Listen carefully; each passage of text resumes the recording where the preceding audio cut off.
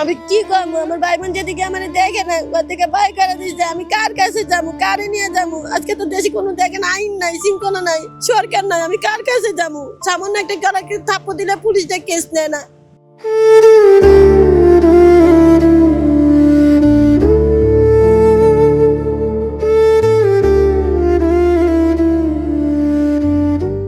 আমি কি করব? আমার কষ্টে নাই, আমার সুখে কান্না করি মামা। আমি কি কইতে পারবো বলেন? আমার নাম রুমানা ইসলাম। বাবা, আমার জামাইটা মারা গেছে শেরে বাংলা নগরে বাজার ট্রাকের সংঘর্ষে। আমি হঠাৎ আমার যখন বন্ধ হয়ে গেছে, পরে হঠাৎ রাত যখন 10টা বাজে, তখন আমি এই সংসারের মধ্যে প্রথম পাড়া দিছি। যখন প্রথম পাড়া দিয়েছি, আমার যখন বন্ধ হয়ে পড়ছে, পরে এই এলাকার মানুষ আমারে নিয়ে পরে আমাকে অনেক চিকিৎসা টিকিৎসা করাইছে।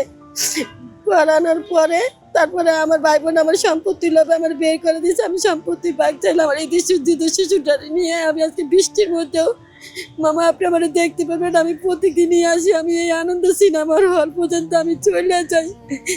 আমার এই কষ্ট আমি আর সহ্য করতে আমি পারতেছি না। আর সম্পত্তি কোথায় আছে? আমার ভাই বোনের কাছ থেকে দেয় না। কোথায়, এটা কোন জায়গায়? এটা আছে ধানমন্ডির এলাকার মধ্যে আছে। মানে কত জায়গা আছে?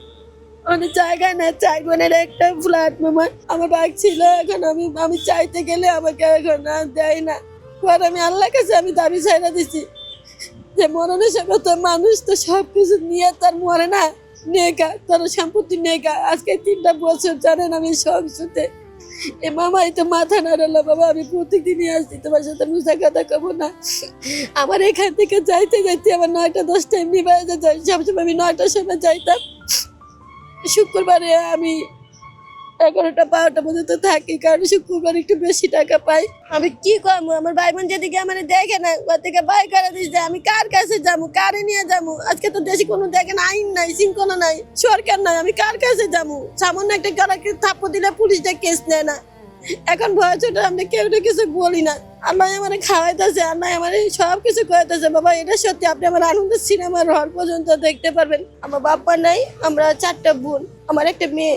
মেয়ে আজকে অনেকদিন ধরে হাসপাতালে ছিল, একটু বাসায় নিয়ে আসছি, নিউমোনিয়া হয়েছিল।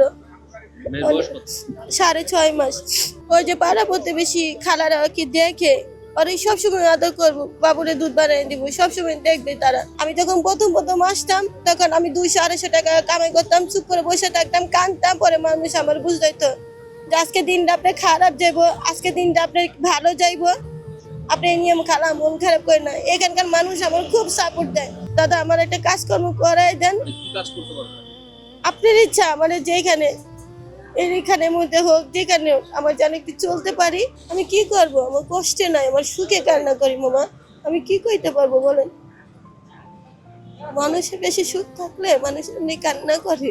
মানে এটা কি কষ্টের কান্না? আমার সুখের কান্না।